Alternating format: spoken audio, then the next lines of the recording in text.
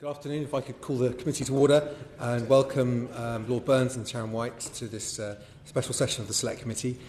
Today we're really combining both our sort of annual hearing with Ofcom, but also we're also interested in Ofcom's response to the issues raised in our Select Committee report on disinformation and fake news. The way we'd like to structure the session this afternoon is to deal with most of the issues relating to the disinformation interim report first, and then we'll come on to discuss and raise questions about other matters relating to Ofcom's work. I wonder if I could start off. Sorry. Yes, cool. Just a declaration of interest. As Ofcom is BBC's regulator, and there will be questions about the BBC, I just want to declare, as I did in Salford, that I'm currently pursuing a number of complaints against BBC Newsnight, which are going through the BBC's procedure. Thank you. I've not been notified of any other declarations, so we can make a start. I wanted to start off, Sharon White, by asking you about your speech at the Royal Television Society, and in particular where I think for the first time Ofcom was starting to sketch out what a content regulatory regime for the internet might look like as opposed to broadcasting. Perhaps you could tell us a little bit more about that. And in particular, do you believe that Ofcom could be, if asked, an effective regulator for not just content online, but also the behaviour of the social media platforms in the manner in which they serve that content to their customers? Thank you. Maybe a couple of things to say. I think we've read with interest your interim report, and obviously one of the recommendations from the committee was that the current broadcasting code could be a possible template in thinking about content and conduct online. And so what we've done is to try to look very carefully about where we think the synergies are, but also maybe some of the obstacles in terms of a sort of cut and paste broader applicability. And it struck us that there were sort of 2 or 3 areas that might be applicable online. And obviously all of this is up to the government and ultimately to Parliament to legislate. But the fact that Parliament has set standards, set actually quite high-level objectives, has felt to us actually very important, but also very enduring. So key objectives, whether that's around the protection of children or concerns about harm and offence. And you can see that reading across, again, to a sort of democratic process around actually what are the harms that we believe as a society may be prevalent online. I think the other thing that's very important in the broadcasting code is it sort of sets out explicitly the fact that these things adapt over time as concerns about harm adapt, concerns amongst consumers adapt. So essentially it then delegates the job to an independent regulator to work through in practice how those so-called standards objectives are carried forward. There's transparency, so the fact that we publish our decisions when we breach, and that's all very open to the public, and there's scrutiny on our decisions, and there's independence around the judgment. But at the same time, you know, this is not as you've set out in your report, these are not straightforward matters to think about in an online arena for lots of reasons. It's partly the volume. You know, we get 45,000 complaints a year. Just thinking about the volume of material on the internet, it's a completely different order. We deal with complaints in respect of programming done by sort of traditional broadcasters and other providers. Obviously, the sorts of content online range from tweets to lots of self-generated content, and even the differences amongst platforms themselves. From Reddit's different from Twitter's, it's different from Facebook, it's different from Google. So I think there are some principles that could be generally applicable: parliamentary objectives, transparency, independence. But how it's taken forward in practice, I don't think you could read across directly. And then I think your second question, which is whether Ofcom could take the job on or not. And I think, as I said in the speech and we said in the document, that we're not seeking any new responsibilities in this area. I think the debates, what's been interesting about the debate is at the moment there's a very, very broad set of harms being discussed. from issues sort of mental health, addictive behaviour amongst teenagers, which are obviously completely out with our responsibilities. There are some areas, particularly around material, which looks very much like a TV programme, or very much like video content that we already oversee, where I think one can start to see some of the synergies a little bit more readily. And in fact, as you know, it's not a hard and fast rule as it is already, because we already regulate, albeit to a lighter degree, programming that's on catch-up services. We already regulate, if Amazon Prime is going to show live sports, Premier League sport or tennis, they have to have a licence from Ofcom. So we already have some responsibilities online. It's not a job we're looking for, but you can see, hopefully, there's some experience on the TV side where we might be useful as the government and the committee takes forward its debate. But there are some areas that are a long distance from our current responsibilities. Has the Secretary of State asked your opinion about this, about whether this is a role Ofcom can undertake, and indeed ask your view on the principles that could underpin a good system of regulation? I think the discussions with both the Secretary of State and his officials working on it have been very open and positive. I think, as the Secretary of State said at his last committee hearing with you, is a similar conversation that we've had directly, which is he's wanting to start from what are the harms, what's the optionality, and then to look at the question about institutional responsibilities right at the end, not least because there are a lot of regulators, ourselves, the ASA, ICO and others who are already in this space. So we are talking, and I'm satisfied that the level of engagement has been very open and positive.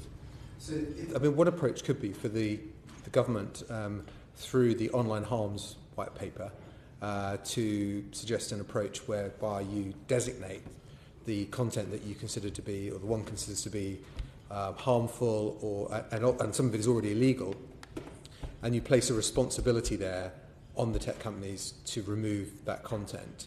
And then, would you, if Parliament decided that was the approach it wanted to take, do you feel that Ofcom could act as a regulator to oversee whether the companies were meeting their obligations or not? So I think if the government and Parliament decide that for that set of issues around content and conduct that looks quite akin to the sort of broadcasting areas that we have already, Parliament and the government asked us to take on the responsibility. I think we would have to look very carefully about how we could take that forward in a competent way. So there are different models. There's one model actually which is not a million miles away from where we are with the BBC, which is that Ofcom essentially has got responsibility for the overall sort of performance framework. The BBC has a initial go, particularly on standards, at trying to deal with as many complaints as possible, and then Ofcom then comes in as a bit of a backstop appeals body. I think what we would have to look at in those circumstances is how we could competently make a judgment that the companies will fulfilling their duty of care, will fulfilling indeed the community guidelines that they've already set themselves, and that they were doing that not just in a transparent way, but in a way that one could compare across platforms. And as I say, some aspects of that job feel quite akin to what we're doing already. There are other aspects which are actually, it's about data analytics, actually getting hold of the information from the platforms in a way that's digestible, and then one can put that out to the public in a way that you can judge, well, actually, is Facebook doing better than Google? Is Google doing better than Twitter at the moment? I think we'd have to think through very carefully about how we would have the expertise to do that. When you spoke at the RTS conference, I thought you suggested an approach which sounded slightly different from, if you like, a live approach that already exists in Germany, where in Germany the German government has said hate speech is illegal, it's illegal offline, it's illegal online, and the companies are responsible when they're notified about it for taking it down. It's quite sort of clear, and it seems that there's no leeway. If the company gets it wrong, then they face being fined. What you seem to be suggesting was something, I suppose, more similar to the way that Ofcom regulates broadcasting, which is taken more in the round. They're not looking for 100% compliance, but have they got systems in place that look like they can largely comply? That's it exactly, and I think, and as I say, this is just, these are ideas that we hope are helpful to the debate, but that's it exactly, that rather than looking at content by content, one approach would be to say, well, actually, do the companies have the systems and the processes and the governance in place with transparency that brings public accountability and indeed accountability to Parliament, that the country could be satisfied that a duty of care or that the harms are being addressed in a consistent and effective manner. What would you think would be in such a system? What would be an acceptable level of compliance? Do you think? Gosh, it's a $1 million question. I think for me the real starting point is, and I know it sounds very prosaic, but it's really, can we get the data and the information that allows us to put sunshine on this area? And in other parts of our work, which may come on to later, we've been producing data on telecoms companies and how well they're doing in terms of customer service and so on. It's taken us in some cases 4 or 5 years, even where we've got statutory information gathering powers, to get data that we believe is the right quality and the right consistency then to put out to the public. So I think a starting point for me in terms of compliance will be the transparency of the data and the systems and the principles that lie behind the algorithms and so on, that one can be confident that when one makes that assessment, that the data's accurate and there's confidence in the information.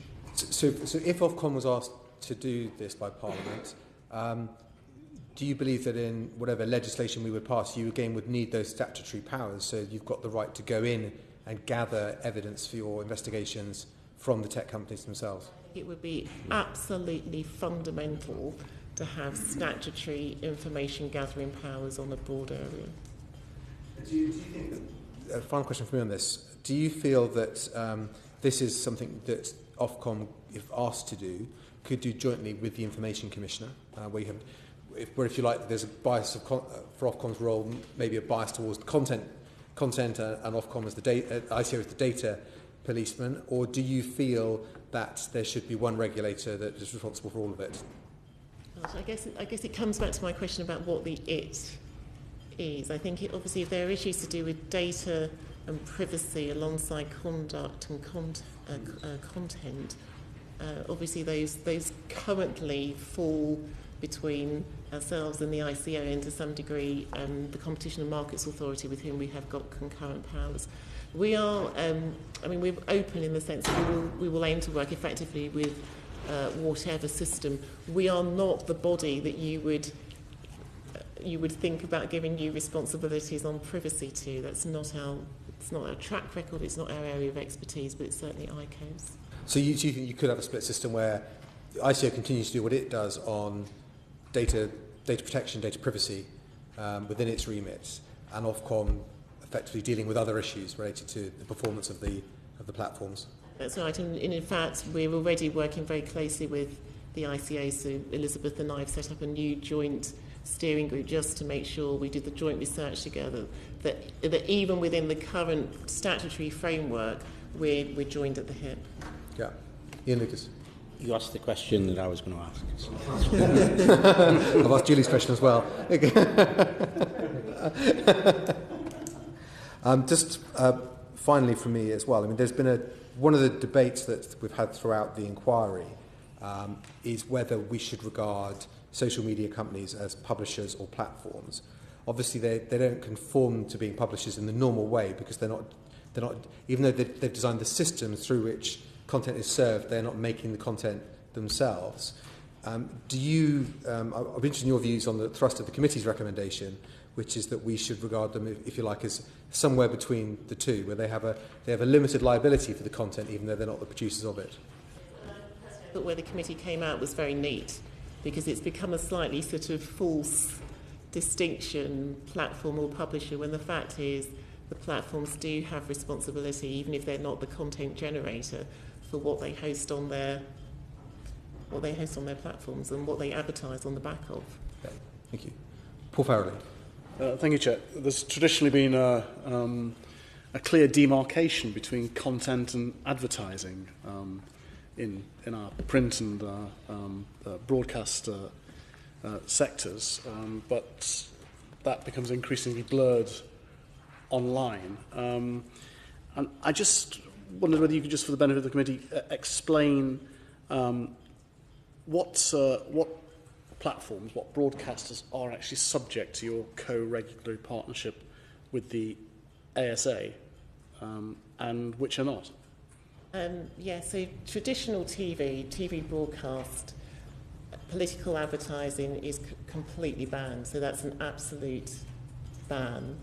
Again, by law, political parties, political entities cannot hold a broadcast licence, cannot run a channel, cannot run a broadcaster.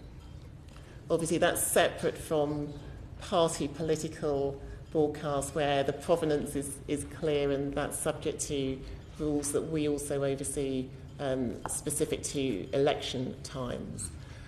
On the online side, so all online advertising, including political advertising, is done by the Advertising Standards Authority, and their online responsibilities are not statutory. So this is done essentially through a voluntary arrangement. The ASA, as you know, is a very different body from Ofcom in that it's essentially a body with the industry, and that's essentially the system as it works today. So we're going to have the ASA in, so these are questions for them in many respects. But so advertising on outside public service broadcasters, how far does your remit go in terms of broadcasting? In terms of political advertising, just general advertising. Okay. Yes. So there are European rules that we implement, which are around number of minutes you can advertise for, number of breaks within programmes. Obviously, it also gets us into advertising around high-fat, sugar and salted foods, where again we've introduced rules which we oversee. So we do have on the broadcast side absolutely responsibilities on advertising.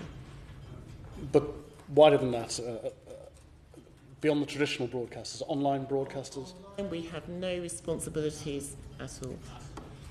Because if you were to encroach into the space in the way you were describing and Damian was questioning, then advertising would fall on social media would fall into that remit, to the extent that companies had or didn't have effective reporting systems for example, fraudulent advertising, or where they've potentially committed, like Facebook, to insisting that people flag the origin of political advertising, that those systems are effective.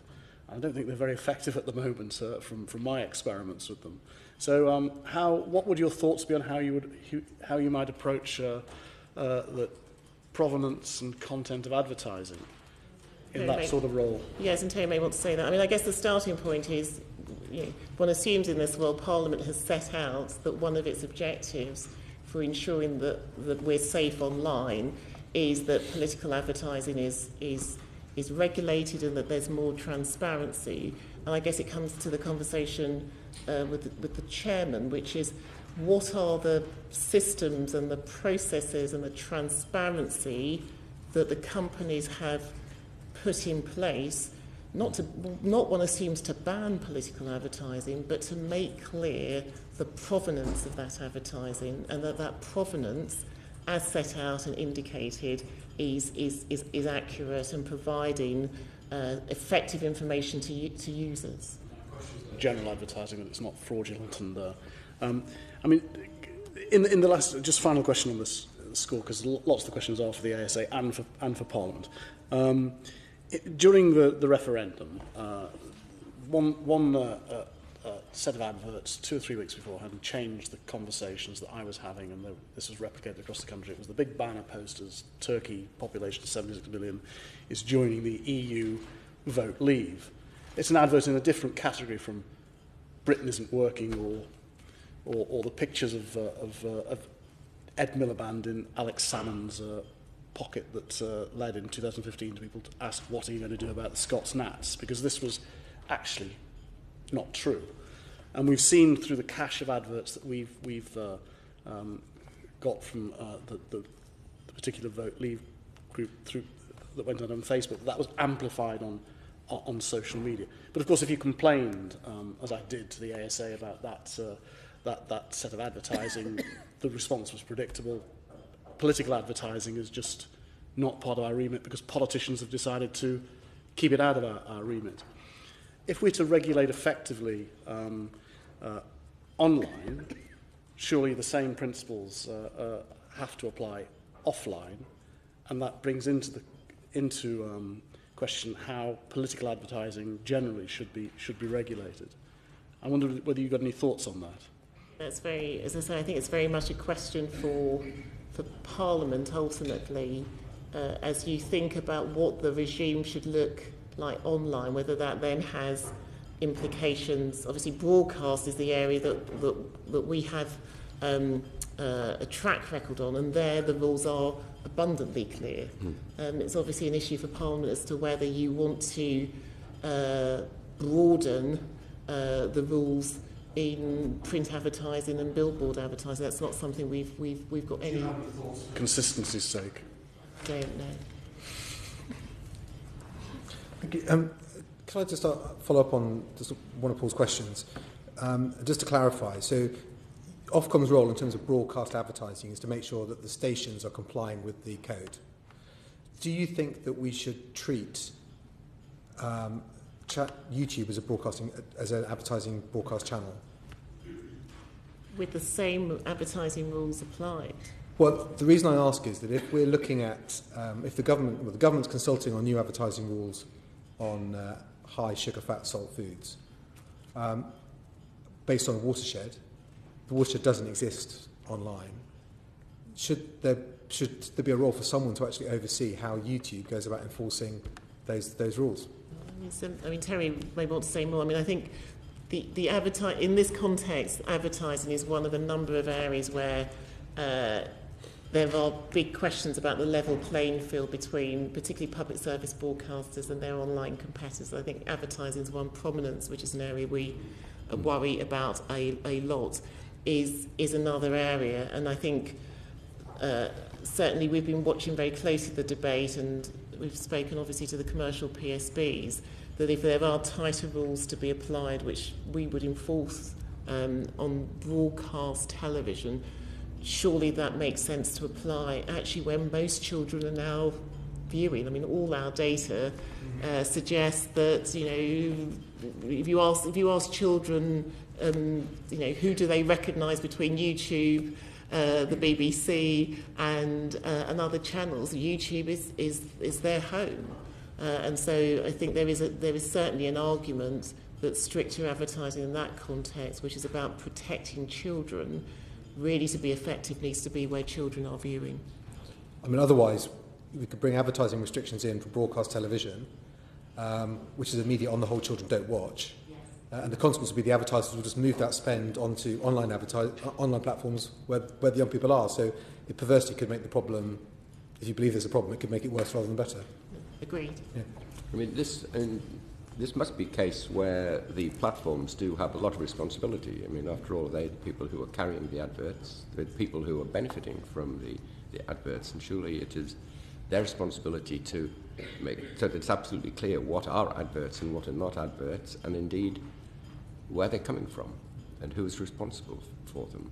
And if there is a code, if there are requirements, then it's a matter of enforcement, the same as Sharon mentioned earlier, in terms of ensuring people have the systems to be able to deal with that and backup systems to then check on those occasions when it goes wrong and find out why it's gone wrong. A couple of those comments. Yeah, I think Ian first and then Simon. Okay. I was just going to say that this is clearly an area where where online you need to have a role in terms of supervising the regulation, say on fatty foods or sugar content, all the things that are live issues at the present time. So your remit needs to be extended into that area. And I guess I would flip it by saying if Parliament decides that there needs to be a level playing field with the same rules applicable on advertising online as they are currently on the traditional broadcast TV, we would have by legislation to have our role extended. In a world where I sit on my sofa and view the internet on the same television on a different switch to the TV, we're coming around to the same issue again, it makes no sense not to have the same rules applying. And we see exactly the same issue. I mean, we talk about the standards lottery, but the same programme, if it's on live TV, it's subject to the full belt and braces of the broadcast code. If it's on catch-up or on an on-demand service, it's a lighter set of rules. If it's YouTube, beyond meeting the law of the land, there are no rules at all. And if you're a viewer, particularly if you're a young person, it's incredibly confusing. Can I add to that? Because we seem to be separating the sort of content that you might find on YouTube from the sort of advertising content that you might find on YouTube. And for the advertising to work, clearly it is in the interests of the platform to produce the most addictive content possible. Now, we might argue that that is potentially damaging, particularly to children. So for the advertisers, that's quite a big issue. It's the length of time people spend on their platform, not the number of people who actually go onto the platform, how long they stay on there. So it's in their interest to produce very addictive stuff, which keep particularly kids on for a very long period of time, to shore up the advertising income. So we can't separate those things. So in a sense, if you accept responsibility for one, you're going to have to accept responsibility for both, aren't you? I mean, as you know, when some of us discuss the sort of responsibilities around the BBC, we are always extremely cautious,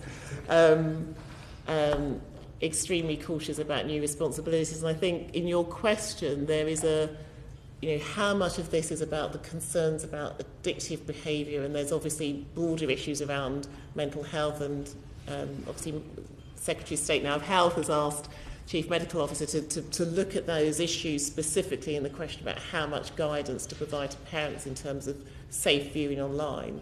I guess if your question is, can one separate responsibilities and the remit for online advertising from content and conduct in a way in which we've got a semi-separation offline, because we Ofcom got bigger responsibilities for broadcast than for online advertising. I think that's clearly a set of issues the committee and the government will need to work through. I think as a regulator, I'm just very conscious if we are asked to do new work, we've got to feel confident that we can do that competently. We're coming back to it later. Yeah, that's great. Thank you. Giles Watling. Thank you, Chair. To expand slightly further on the issues of publishing and whether they should be regulated, Lord Burns, you said to us last December that you wouldn't take a firm decision on whether digital platforms that publish news and media should be regulated. Has anything in the last 12 months changed your mind on that? I mean, and I specifically think of sort of the regulation in terms of perhaps the journalistic tenets of truth, balance, public interest, etc. Well, we live in a world, I think, where we are seeing an emergence of a certain amount of regulation in this area. I think as the conversation has gone on this afternoon, what we have seen is that there are clearly some areas where there is a very close connection between traditional forms of doing things and those things which are being carried on the internet. The question, and it's rightly raised by lots of people, is where is the level playing field? Can one group be dealt with in one way and another group dealt with in another? And I think the only way that we can see of dealing with this is is to go through partly the process that the committee has been going through, which is to ask, identifying the harms and seeing to what extent there is a problem in terms of the way in which these are now sitting very close to each other, and how far you can carry over the lessons that we have from the broadcasting world into other areas.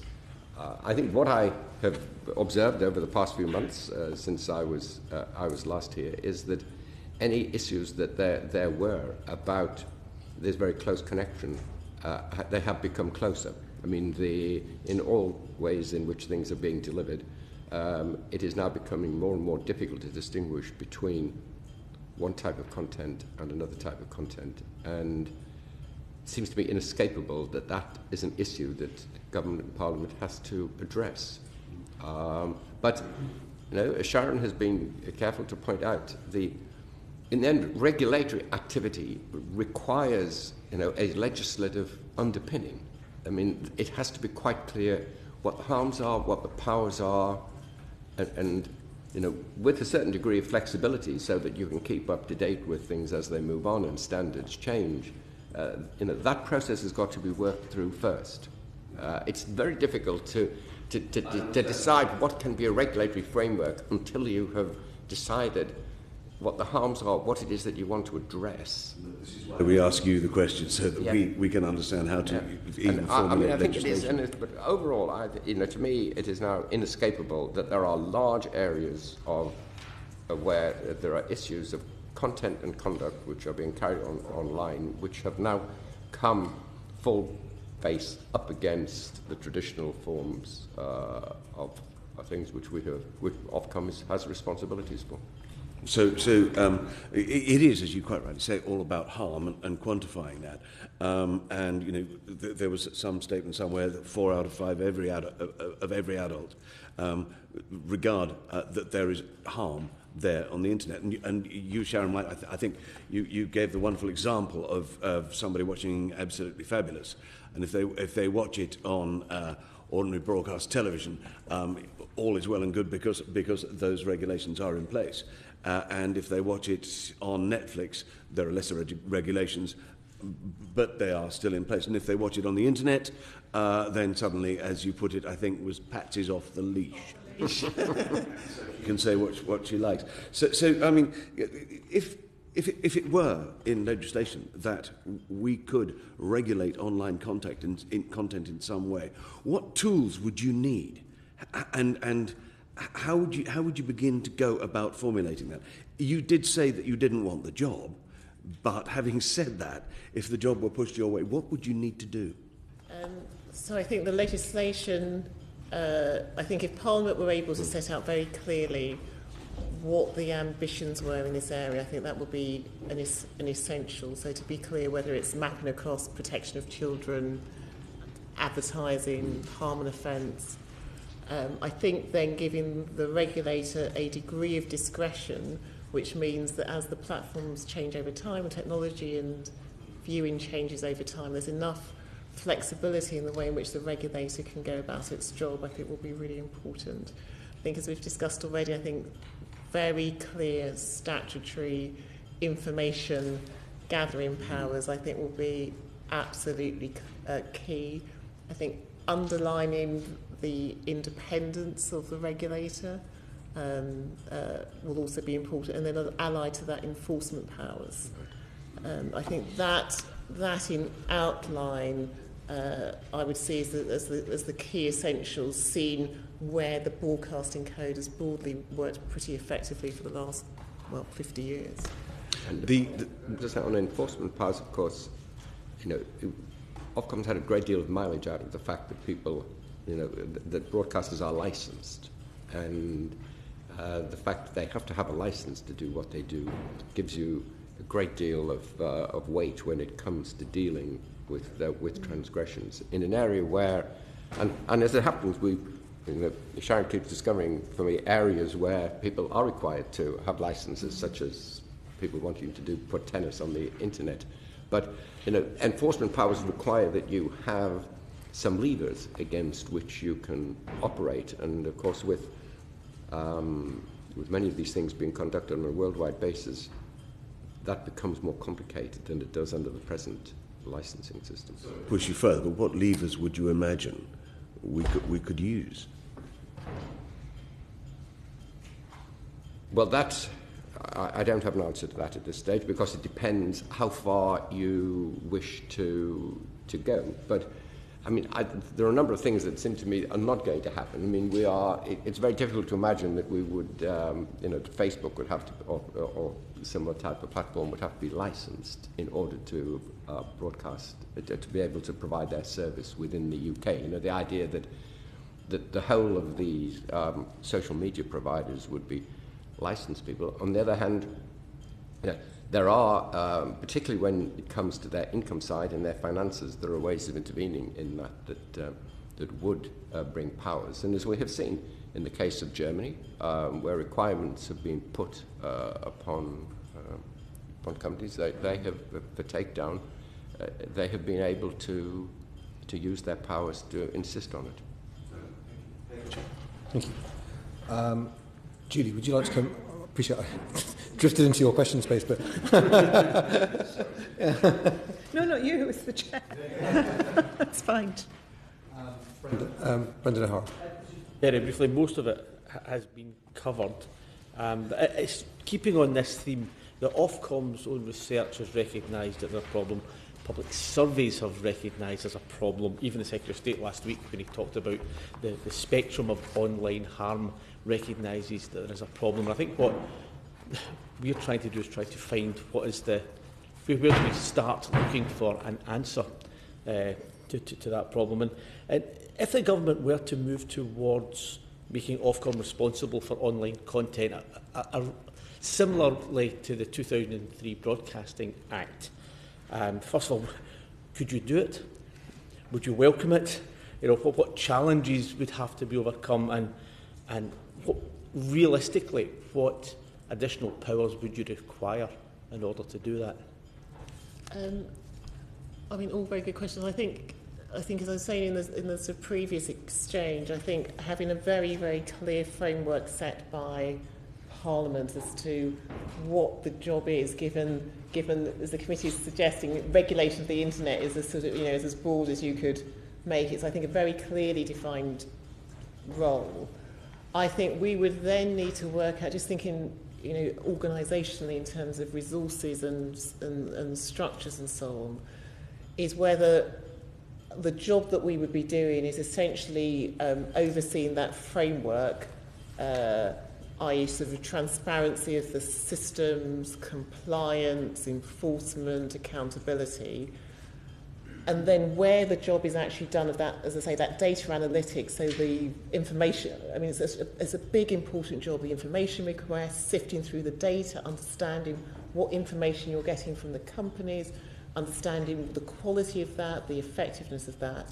And I think I can see how that overseeing the framework is pretty akin to what we're currently doing, overseeing the whole of the broadcast system with the BBC.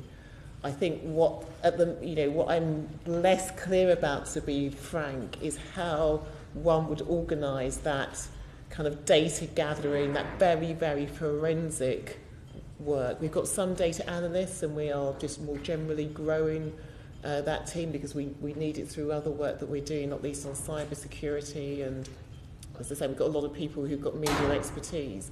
But that really core forensic work, which then allows you to take forward an enforcement action and to win it, and doesn't take 5, 6, 7 years for these things to be prosecuted, I think that's the area that I think we would have to think through very carefully, the resourcing and how we would organise ourselves. I was going to ask you, but this is perhaps a question for Lord Burns, that around contingency planning by the board, that if the government did decide that this is what the road it wanted to go down, have you done any contingency planning as so you could go back to government and say, actually, this is what it would cost, this is what Ofcom would have to grow to size-wise in order to police what you're asking it to do? Is there any work being done by Ofcom around that?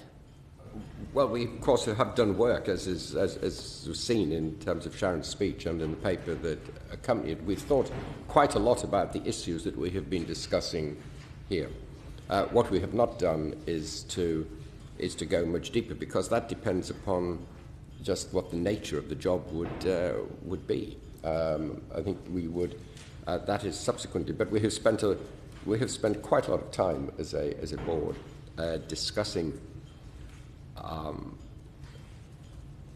whether, how far some of these responsibilities might come our way, and how we would deal with them. And as I say, the Sharon's speech is part of the product of that work. I think it's too early to go. I really wouldn't want to get very far into the more detailed work without much stronger indication of just what the nature of it is going to be. And typically, as you know,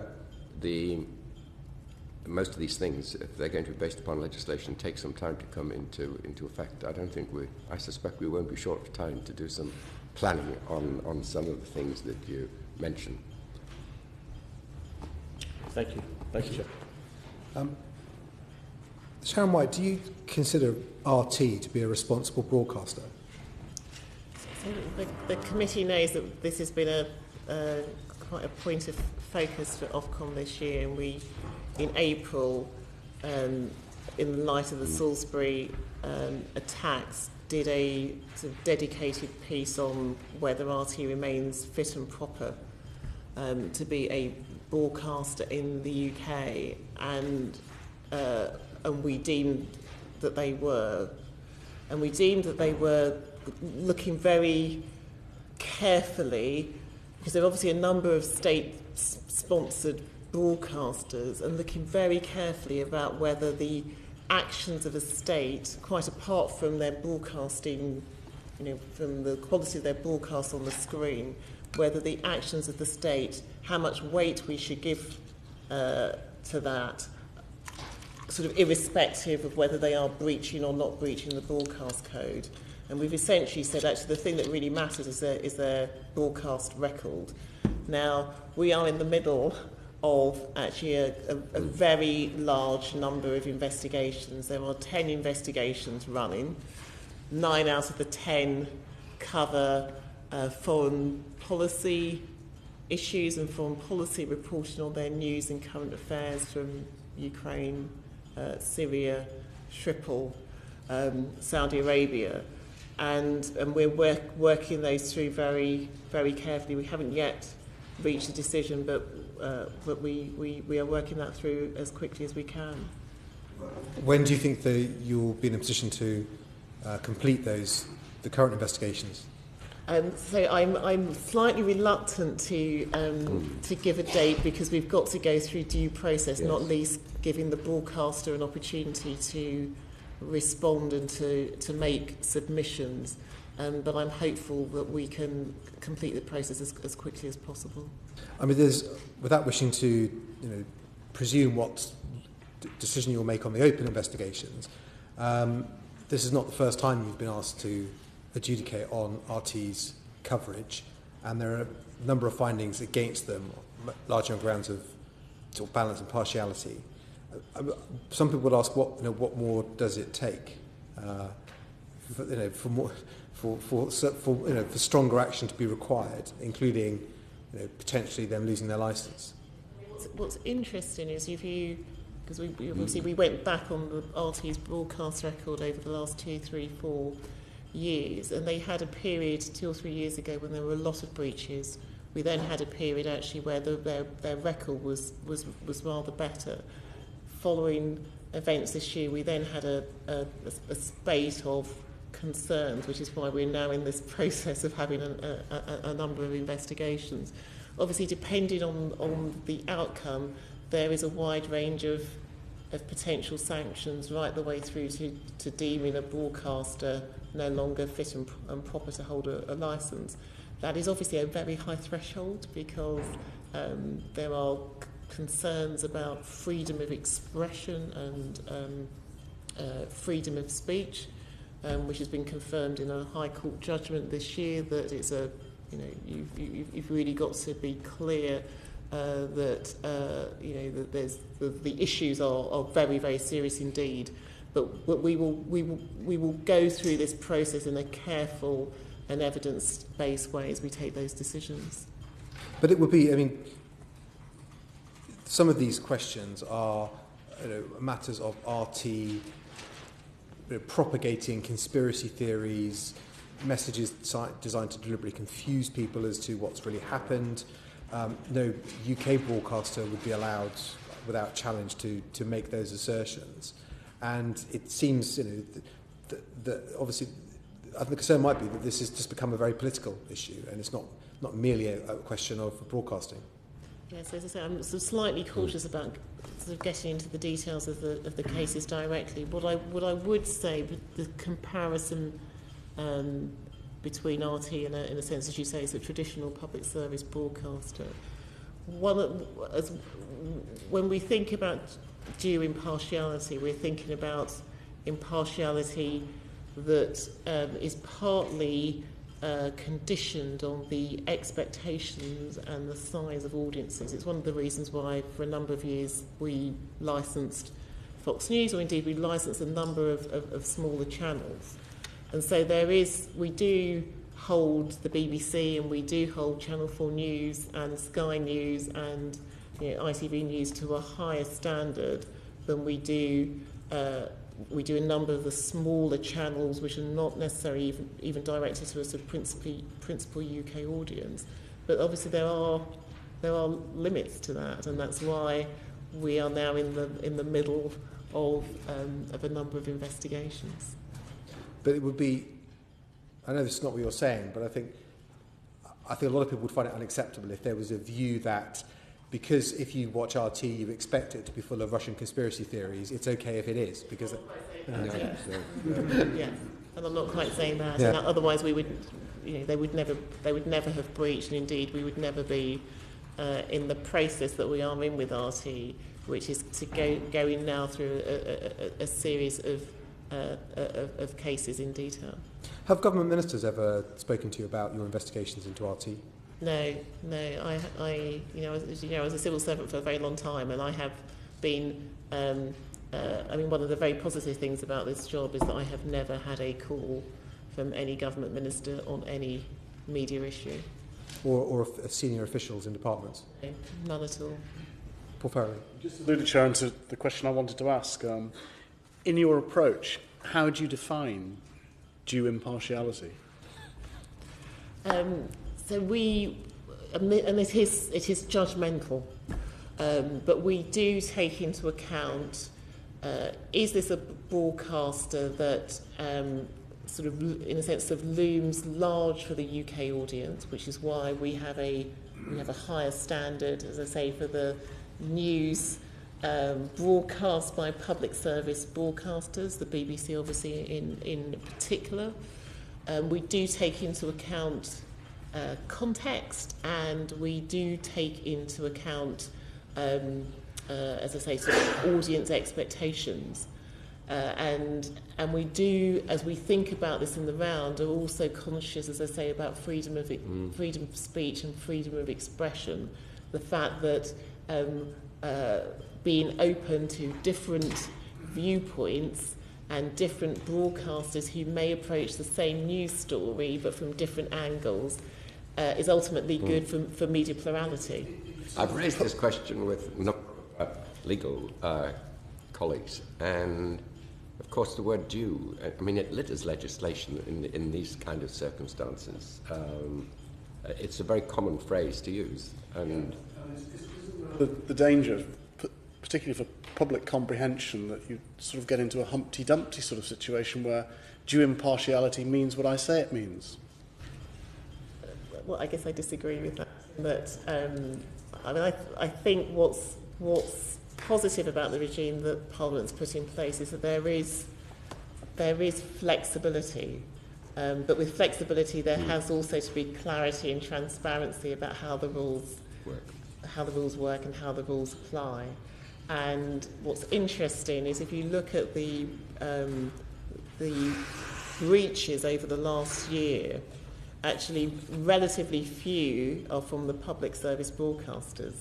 I mean, the vast majority of channels and broadcasters who have breached the broadcasting code on impartiality in other areas have tended to be the sort of the longer tail of smaller channels. So I think, personally, I think the process works well. So the definition is not infinitely elastic.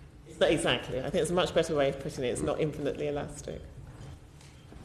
If I, just before we move on from this, if I could just ask about the complaints that have been made about REN TV and NTV, which are both part of the Baltic Media Alliance. The Latvian ambassador in particular has been quite vocal on this subject. Is this something that Ofcom is looking into? Yes, so we're considering that as we speak. Okay, so the complaints that have been made against those broadcasters? That's right. Okay. Joe, yeah. Quick one to follow up on something that you just said, Sharon. You said that the majority of the complaints relate to smaller broadcasters. It's different points. So the majority of complaints we get in are for the PSBs, because it's all about celebrity, Big Brother and Loose Women. Love Island. Love Island. But the proportion that we investigate and then subsequently find against are the non-PSBs. They're the tail of smaller channels. You've also said that you hold them to a lower standard. So isn't that a reason to hold them to a higher, to raise the standard so it's level with what you expect of the larger broadcasters? So I think different individuals will have different perspectives on this. I think when we weigh this up, we place a lot of weight on having a large range of different broadcasters and choice. And to be frank, if we held every broadcast news to the same standard as the BBC, we would have, the UK viewers would have the choice of actually a rather small number of channels. And I think that's part of the judgment, which is say based on audience size and context and expectations, but also with in mind that there's a premium on having a lot of choice of different broadcasters for the viewer. Yeah. But isn't it the smaller broadcasters that are making the lion's share of contribution to radicalising viewers, on the margins? So I can see that, I understand the logic of your argument, but there becomes a point where that balance tips over. And I think, maybe I'm not being clear enough, I think I completely agree with you, and I think on that's why we have found breaches have typically tended to be in this area. And in fact, 2 or 3 years ago, we were so concerned that a number of broadcasters were breaching on incitement and extremism. We've both tightened the code, but also had lots of direct meetings with the broadcasters concerned. We have also, in instances, we talked about sort of fit and proper, and it's a high threshold. We have removed licences where we have been so concerned about incitement to hatred. We did this last year. Okay, thank you. Thank you. Paul Farrelly. Isn't the potential danger here, with that amount of elasticity, that what you might call a reputable public service broadcaster might come to you and say, or it might be in the mindset of Ofcom that you are holding us to a higher standard than somebody else, and therefore you're not being even-handed, and therefore that may tend to chip away at the standards expected at the top. So I don't see that. And I think the committee will have seen the report we've done recently on the BBC, where we've done a lot of research amongst audiences around trust in news, how informative news is, how impartial news is. And as you would expect, the audiences for the public service broadcasters, I mean, in a sense, it's part of their comparative advantage. The audiences find and trust the news with huge value. So I don't see that, and I don't see that behaviour. What I do see is the public broadcasters and Sky News, to be frank, Sky and Sky News, actually desiring to set themselves apart for the trust and the informative nature of their news broadcasts. I don't know if Terry's got any. No, I think I said to the committee when I was here a few months ago, when I was at Channel 4, I mean, there was an enormous amount of weight was given to any adverse findings by Ofcom on the news programme, and it had a big effect. I mean, no sense at all of people thinking, well, because some of these smaller broadcasters are getting away with it, we can play fast and loose. I mean, it was a very important issue, and I'm sure it still is, within the organisation to avoid breaches and to make sure that you didn't find yourself on the wrong side of them. Ian Lucas. I'm still concerned about the impact of online stories going viral from small news organisations, and don't you think that completely undermines your argument that we should be holding one set of broadcasters to a different standard to another? I mean, I think it gets into our earlier conversation about the difference in the regime between broadcast news and online. So broadcast news, full bells and whistles. I know we've got a debate about whether due gives too much flexibility on impartiality and accuracy. Newspapers, obviously, their websites, if you're a member of Ipso and Impress, you're regulated. If you're not, you're not. Newspapers that come through the platforms, there's no regulation at all. So there's a bit like there's a discussion we had about the standards lottery for programming and for video. It applies similarly on news, and I think as the committee considers what additional oversight to give to online, I think there is a question about better navigation, certainly better education, but also better navigation and better understanding about the source of news stories and the provenance and the accuracy of news stories beyond some of the voluntary action being taken by the platforms. What concerns me about this is I think there's much more urgency in this issue than I detected last week from the Secretary of State, and also with respect from you today, because I think the evidence that we've heard, particularly in the disinformation and fake news inquiry, was that there were very, very substantial impacts that were made on historic events because of use of what is now an entirely unregulated, pretty much an unregulated space. I mean, do you agree with that? Doesn't that concern you? It does. I mean, and I don't want to sort of confuse the fact that we're not asking for the job from the urgency of the issue. I mean, all our research, particularly for young people who are getting the majority of their news from social media, who haven't come through a public service broadcasting background, we know that there are huge concerns that they have and we see about just being able to navigate what is and isn't trusted news. So if the question is, do we personally believe, do we organisation believe the issue is urgent? I mean, absolutely. I think where we are, if you pick up any hesitancy, it's a natural hesitancy about wanting to jump into the role. I think this is a huge issue. Thank you. Thank you. I think a quick question from Giles Watling and then Clive Efford. Yeah, sure. Thank you. The pace of change, technologically speaking, has been just breathtaking, and so-called bad actors have taken advantage of platforms on whose business model is that of unfettered freedom of speech, and there is some argument to protect freedom of speech. There's a massive argument to protect freedom of speech, but we seem to be forever behind the curve on this. We seem to be 2 steps behind, and we're always playing catch-up. Does Ofcom, in your opinions, need to change fundamentally? I suppose I'm saying, and I don't want to be rude at all, but is Ofcom fit for purpose? Or do we need another entity altogether? I think what's interesting about the debate on online is that I think as an organisation we don't see online as being, there's the current debate about where new powers go.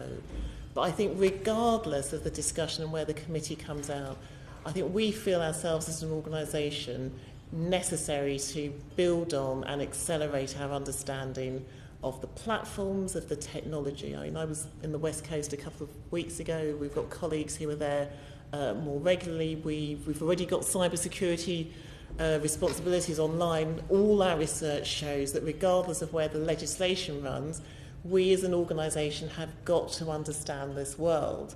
Now, I would argue that it's for others to judge whether we're doing that job competently, but I think we've got to, if you look at our work on the media this year, so our report on the BBC, we have tried to root that fundamentally in the fact that we're regulating the BBC for an online world. Our review of children's this year, Parliament gave us new responsibilities to introduce quotas. We decided not to, because actually all their viewing is on YouTube, and now we're doing a lot of research to understand the quality of what children are watching on YouTube. Similarly on prominence, where we've said actually we think it's really important for the health of public service broadcasters that there's the prominence regime is now translated into the online world, and we're going to come up with, I hope, some practical pointers to how that can be done. Now, do we have all the digital skills and understanding that we will need for this new world? I would say not yet. Would I say that we are getting more into this space and both training our own people and bringing in more people who've got this understanding? I would say definitely yes. Whether we get whether our remit's expanded or not, we can't do the current day job without these skills. Brilliantly answered all my supplementary questions. Thank you so much. Right, Clive Efford. Just follow on from that. In that case, do you have the resources you need to expand?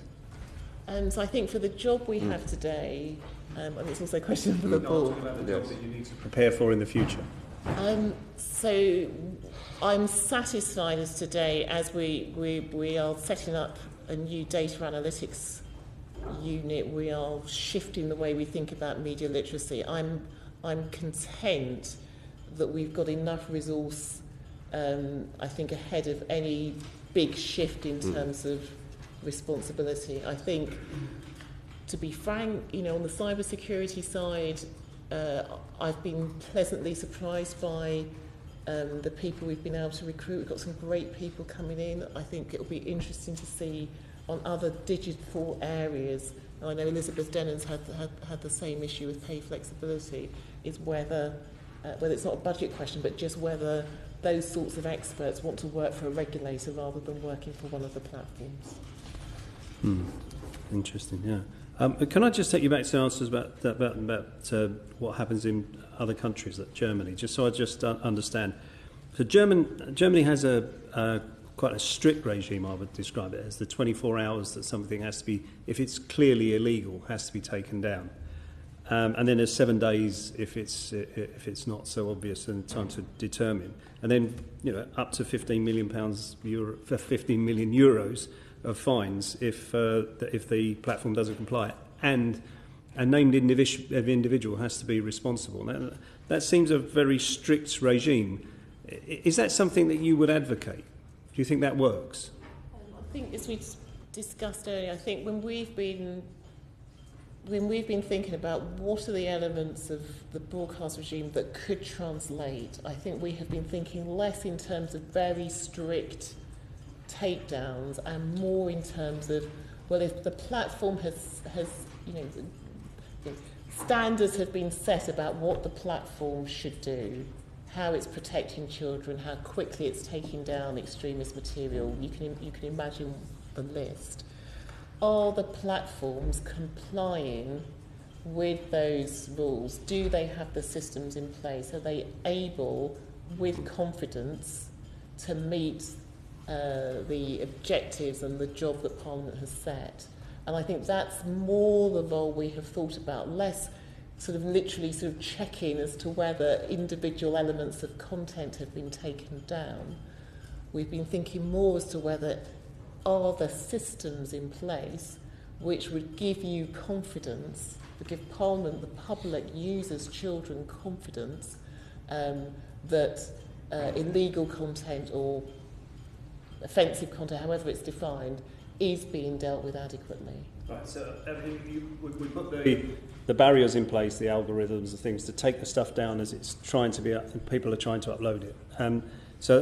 But wouldn't we expect one to follow the other? We'd want that system in place as a wall of protection. When it gets breached, shouldn't there be regulations about how quickly platform providers take it down?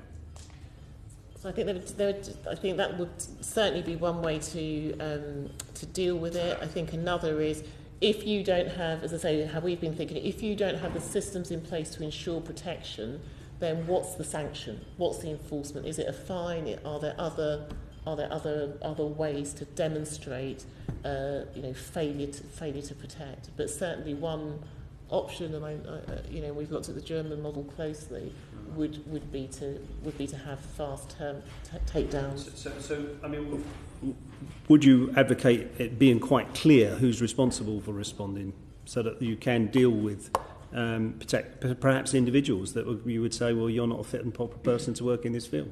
So I think, which comes back to this point about sort of information powers, I think the legislation would need to make very clear what the responsible entity was, certainly for us to be able to then regulate in an effective way. There's then obviously a debate. Some people argue for a duty of care model with named directors and named individuals, and I think there's a debate as to how one operationalises that. But I think from our perspective, what will be key, given one assumes they're not going to be licensed, but there is a clearly accountable entity. And when you see companies like Facebook, for instance, of complying in Germany with the strict regulations they have there, and do you see any inclination from companies like them to level up, so to apply the same standards here and in other countries? I mean, I guess what I pick up from the discussions and as they've evolved over the last year is that I think the platforms are certainly expecting regulation and expecting legislation in Europe in a way in which perhaps even 12 months ago they weren't. And you can see some starting elements of this with their, as I say, community guidelines and some of the other sort of voluntary initiatives. Whether they are themselves going to come forward with a set of proposals which essentially replicate the German model elsewhere in Europe, I think is much, much less clear. So, I think I understand from gambling legislation in the states in America that if someone has a license, say in Nevada, and they breach Nevada state regulations standards in another jurisdiction, they can take that into consideration when deciding whether that person is a fit and proper person to operate in Nevada. I think I've got that right. I don't know if that, it certainly used to be the case, if it's not now. So shouldn't we apply something similar on the internet? If you comply with certain standards somewhere else, we don't expect you to apply lesser standards here, and if you do, we'll take you down. I mean, it's interesting. I mean, there is a very clear comparator in the broadcasting regime where, certainly within Europe, while we're a member of the EU, we essentially respect each other, as we broadly speaking set the same standards for broadcast content and respect each other's standards. And we have taken the standards applied by broadcasters in other countries when we thought about whether a broadcaster's fit and proper. So in the Fox Sky case, we looked at Fox's record across Europe where the standards are comparable, but also outside Europe as part of our consideration. So your principle, I think, is all. It seems there's a huge amount of merit, and to some degree is already present in the broadcasting regime. Okay. Can I just ask you a bit about your role in promoting media literacy? Can you explain what your duty is in that regard at the moment? So we have the duty is set out by Parliament is quite broad. how we take it forward is principally through research and through disseminating that research. So we've been looking, for example, over a number of years about how children use and understand the internet, and similarly with adults, and that's the basis for some of the work you've seen from us this year in terms of online harms and in terms of different groups' understanding of the internet, changing viewing habits, but it's principally been a research focus. And the response to the survey that was done between yourself and ICO, would you say that the online sort of users are even aware that you and ICO exist? So what's really interesting is that we've been doing some research, just asking the public about what they think Ofcom's job is. And about half of those who responded think that we already regulate the internet. Now, I don't know whether that's because we don't do a very good job of explaining our current powers that I discovered on this briefing. It's really interesting. So actually, quite a significant proportion of the public already believe the internet is regulated in the way in which the committee is describing, and believe Ofcom is responsible. And do you think people are aware enough of the dangers that are out there on the internet, but also on how their data is stored and used? I think there's a huge amount of confusion. So the research we find, I have to say, particularly as a parent of now teenagers, some of the findings, particularly from young teenagers who have been approached by strangers online, are concerned about bullying online, but don't have the resources or the wherewithal to deal with it, to report some of the issues. So you've got a question about actually some really quite serious, difficult material and conduct online, a real lack of understanding about how you can then respond to that, but also lots of confusion about what isn't regulated and who isn't responsible. Would you say that there's sort of one place that you can go as an internet user to find out what my rights are about my data, so that I can challenge a company? I keep going back to Facebook. Let's say Facebook again. I can say to Facebook, what have you? If I do a credit check, everyone's got information on me, and I can check all that out. Why can't I do a data check and say, what have you got on me? And you've got 28 days to tell me how much information you've got on me.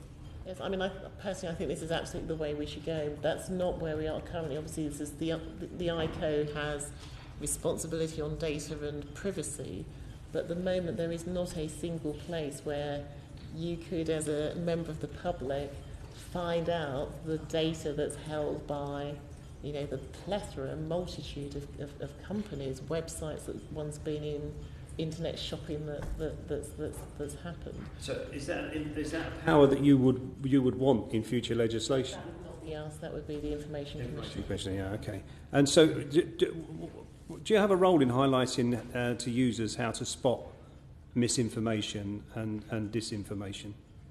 So as I say, the way in which we've done our media literacy responsibilities has been very much research, working with the research community, but also working with others who have got a more direct work with children and with the public. What we haven't done recently, and actually I don't think we've particularly got a lot of expertise, is direct education of the public. We used in the past to have a specific grant from DCMS to do this, which was phased out a few years ago, and I think actually other organisations are probably better placed to have that direct supporting role. But doesn't that just sort of add to the sort of plethora of organisations that are out there dealing with this area? Don't people just need one clear focus where they can find out what their rights are and who to go to if they feel that they've been wronged? Yes, I agree. I happen not to think that Ofcom's best placed to be that body. Right. And so do you think that a levy should be placed on social media companies to have a more comprehensive digital literacy campaign to inform people? I guess the Chancellor has just announced that there is going to be a new levy, and I guess it will be up to the government to decide how it's used. I've learned from the days I used to be the lead official on tax and spending policy at the Treasury never to comment. Do you see that as a way forward? Do you think that will work? I think I think more the question is that given that there is such a deficit of understanding about the internet and how it works and data and so on, that's, you know, if more's to be done, then obviously that's going to have to be resourced. How that's done is obviously, I'm afraid, it's an issue for ministers rather than for the regulator. Do social media companies do enough to promote literacy amongst their users and make them aware of what their rights and absolutely not. And I mean, any ideas on how we should tackle that? So I think at the moment it's I mean, you can see some moves, but it's very, very reactive. Mm-hmm. You know, you've got YouTube that for some very, very narrow areas like climate change or flat earth theorists is now sort of, you know, using a Wikipedia and Encyclopedia Britannica link in order to demonstrate whether, you know, a story is accurate or not. I think at the moment the companies aren't seeing this as their core responsibility, and I think that's where Parliament does have a really important role. Okay, and part of your remit at the moment in terms of broadcast provision is plurality of providers. Is that a big challenge for you if you were to move into the internet? I mean, it's interesting because we've tried to track, which we did partly because we've had two recent mergers that we've had to look at, Sky, Fox and Reach and Express newspapers. So we've been looking specifically how much plurality there is taken into account online. And actually we found that most of the online news sources are still traditional broadcasters and newspapers. That may change, but at the moment what seems to be happening is that online is essentially supercharging or giving a multiplier effect to traditional news sources. Not always well indicated or kite marked or the provenance given, but that seems to be the current situation. I think the growth of tweeting and blogging, I think all of that we would see as a positive, but subject to, you know, Mr. Lucas's point, which is people don't quite know what to trust in that new landscape. But you know, fake news is where we're at, and there is a lot of that going on there. And if I paraphrase sort of Donald Rumsfeld, there are unknown knowns out there. That is that we don't know who they are, but we know they're out there, and they are promoting you know, fake news and a lot of seditious information, if I put it that way.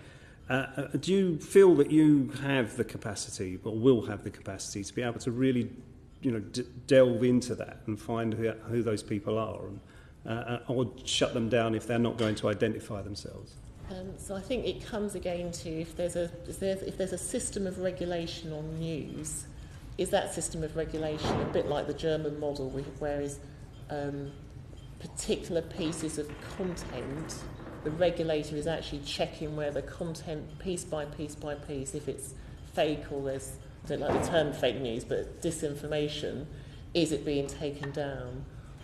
Or is it more a system where you have a commitment with legislative backing from the platforms that they will tackle disinformation and they will find a way to help users navigate news from, you know, so-called official sources or more authoritative areas. And I think if we were asked to do more in this area, I think I can see ourselves being more in that space of, okay, are you following the rules with some check-in and compliance and enforcement? I think given the volume of material and the number of platforms and the very different ways in which they source news, they spread news, I think it will be quite hard for a regulator to do this in terms of sort of individual content by content. No, I get that. But if you found someone was in breach, then what action would you recommend that should be taken? So I think, the first thing is that you want the harm to be addressed. Yeah. So the first thing is you want to be satisfied that the material, if it is fake or if it is false in some way, you would want to be satisfied that the material's off and users aren't being affected by it. And then you'd absolutely want to understand that the systems are in place or being shored up so that for the future you've got better navigation and better signposting alongside better education for users, which I think is key. Make a little bit of progress at this point, if that's all right. Yeah, Paul Farrelly. We'll slightly change the order. Paul Farrelly and then Joe Stephen. We're just coming. I'm sorry, I have to leave for another meeting at 4 o'clock just upstairs. So I'm sorry about that. And we're just coming on to the BBC now and the Ofcom report, which was published last week. I mean, you're now, as you said, the backstop court of appeal for the BBC. Long resisted by the BBC, long recommended by others, including this committee. And I've got just a few quick questions on your role in the complaints process and with respect to the editorial guidelines. When we were in Salford with Lord Hall, I asked some questions about the Sir Cliff Richard case. Now, he didn't complain to the BBC under their guidelines. As far as I'm aware, he's not complaining to you, but he went to court. I asked the BBC whether, as part of their sort of consideration afterwards, whether they actually considered the reporting and the case internally with respect to their guidelines, and then surprisingly, they said they hadn't. So I just wondered when that sort of case happens, whether you, as the ultimate body, taken any interest actively, or whether you're simply a passive recipient of complaints. I mean, the particular case of Cliff Richard, I think you'll know that it predates our responsibilities. So, I mean, Terry will want to say more. I mean, principally, we respond to complaints made after broadcast. And the BBC First process means that, as you know, the BBC has the opportunity to deal with complaints in the first instance, and anybody who's not satisfied that the BBC has dealt with their complaint adequately then has the ability to come to Ofcom.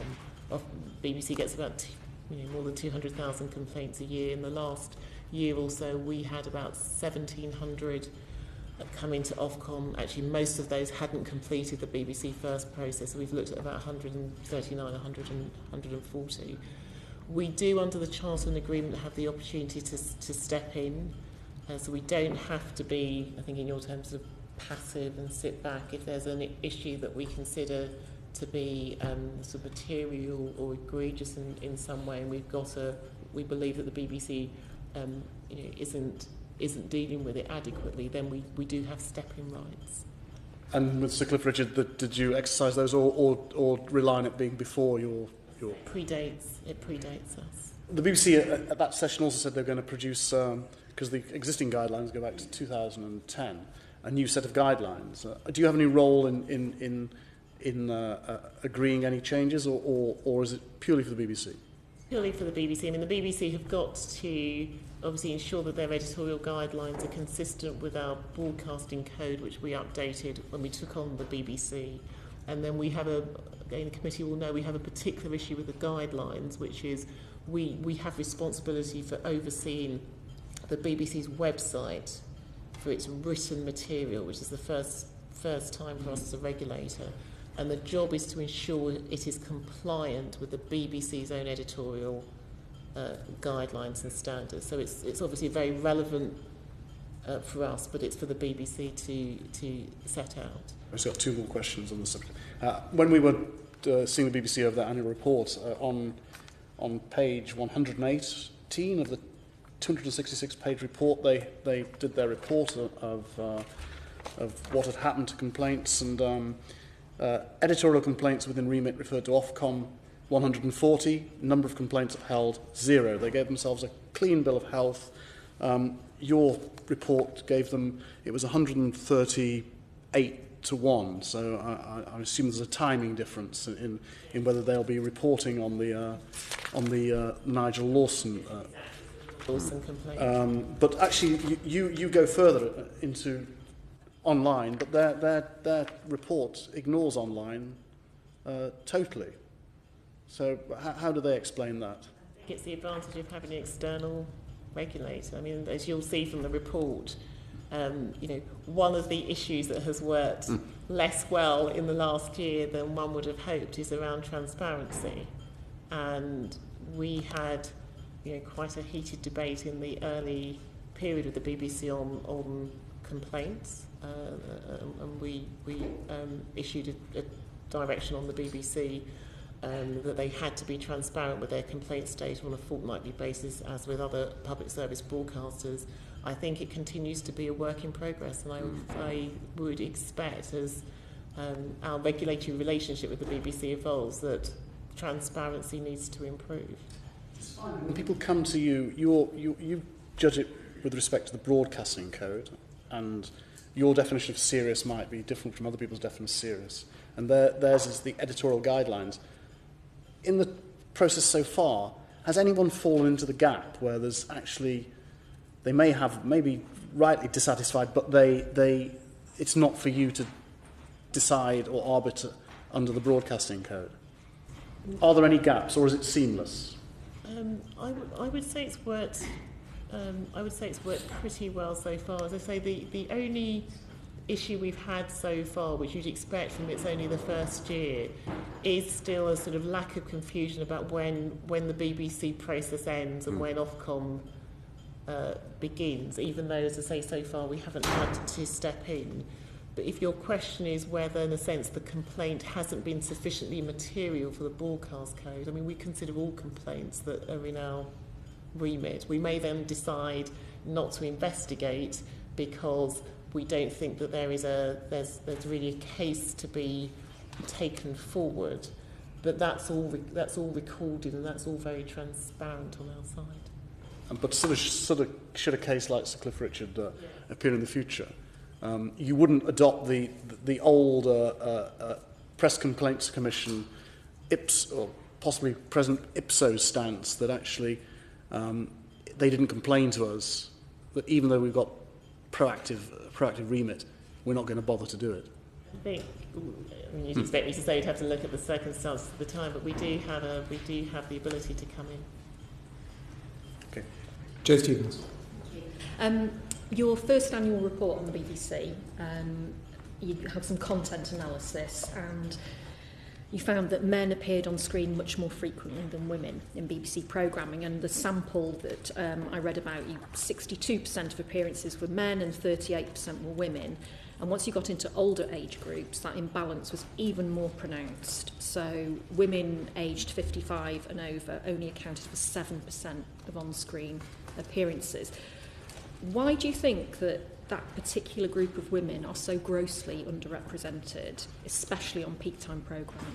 I mean, it's a really good question when you think about the BBC audience, which is typically over 55 and women and men broadly represented. What we were trying to do in the report, and you'll see, it's probably the most comprehensive study into diversity at the BBC, because we did a lot of focus group research and a lot of content analysis. I think that to me was I think to us as an organisation, it was a very surprising result, as well as some of the issues on portrayal.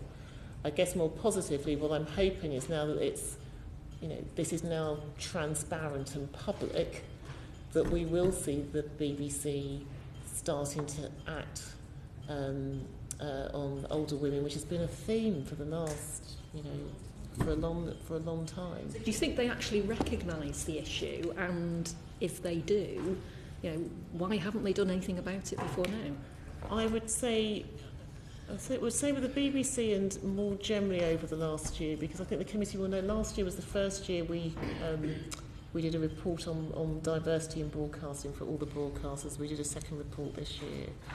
And last year I had lots of conversations with broadcasters who were essentially, debating the numbers and had we counted them correctly, and we got the wrong sample size and so on.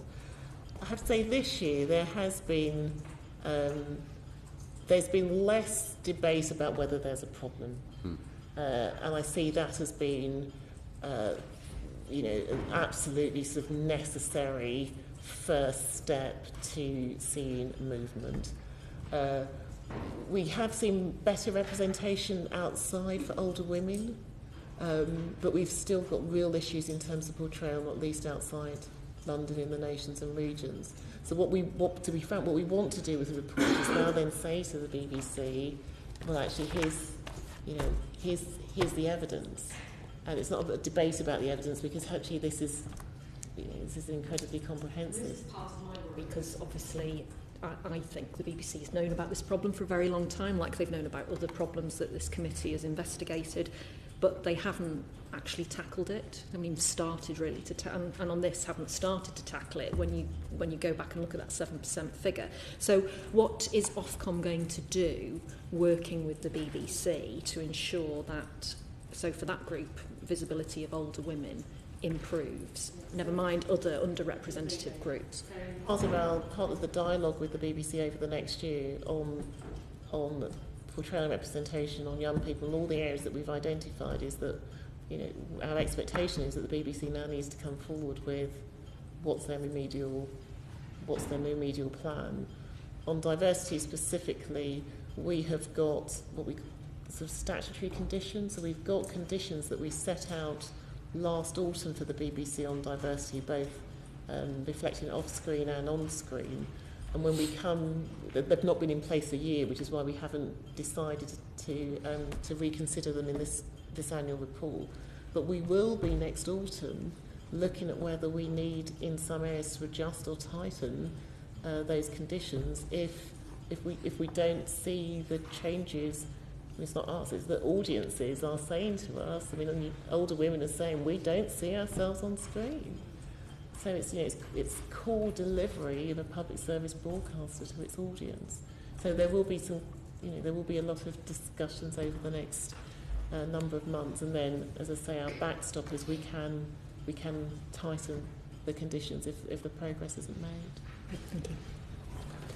Thank you. Simon Hart. Can I just jump in, sorry, on the back of Paul Farrelly's question, I think you mentioned that you dealt with about 1,700 completed, or you had received 1,700, and that a relatively small proportion of those had gone through the BBC process quickly. Isn't that a problem? I've been involved in a case which has taken a year and still hasn't got anywhere because nobody really knows how to navigate their way through that impossibly complicated system. And so it's unsurprising that these large numbers are getting to you only for you to be able to have to say, well, we can't deal with it either.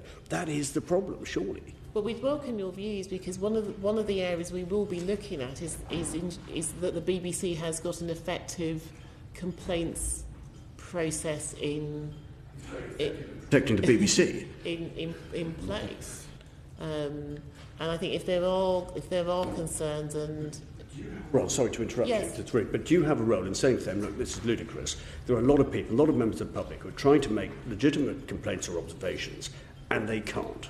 Yeah, so sort yourselves out. Isn't that your job to say? Yes, it's as I say, it's certainly we've certainly got a role to ensure that the BBC has an efficient process that delivers on time for the public.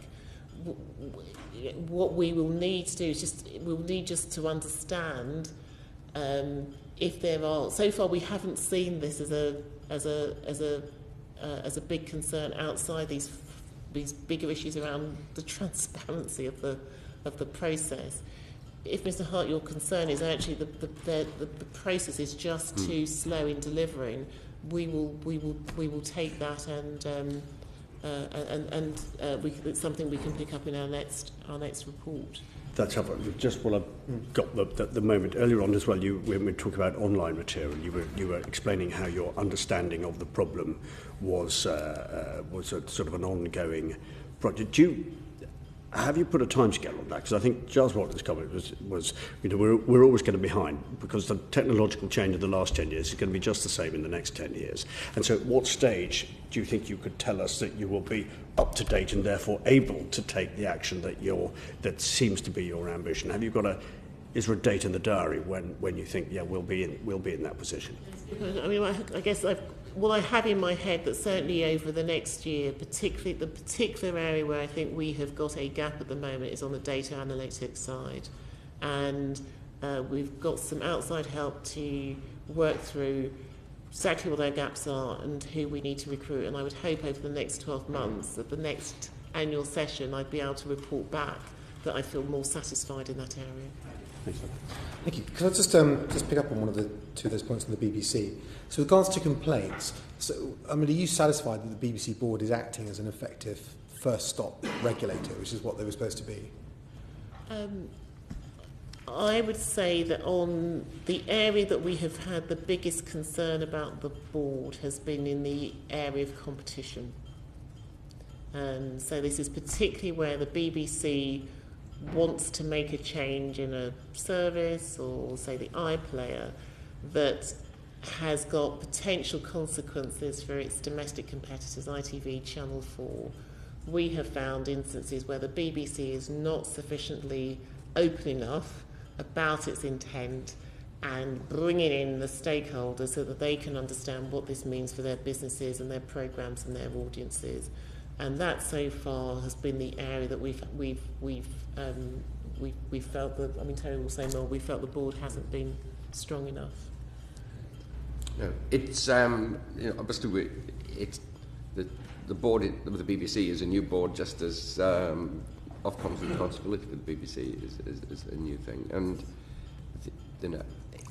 moving them forward, both in this area of transparency and in the area of being ready to commit quite quickly to doing the sort of tests that we would expect them to in this kind of area, I think is something that they're still having to get to grips with. You know, the old traditions of where they try to do as much as possible and settle it before other people get to know about it, I'm afraid probably still lives there to some extent.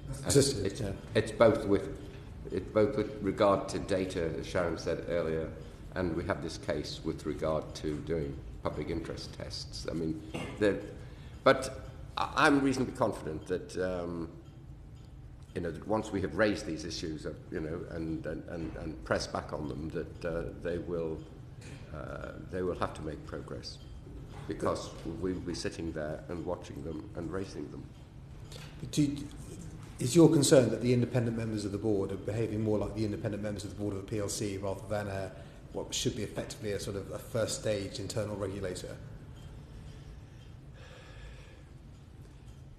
Well, I think I'm slightly more concerned that they are still operating in the world whereby they think that really the BBC should not have an independent regulator, and they should be doing the job themselves.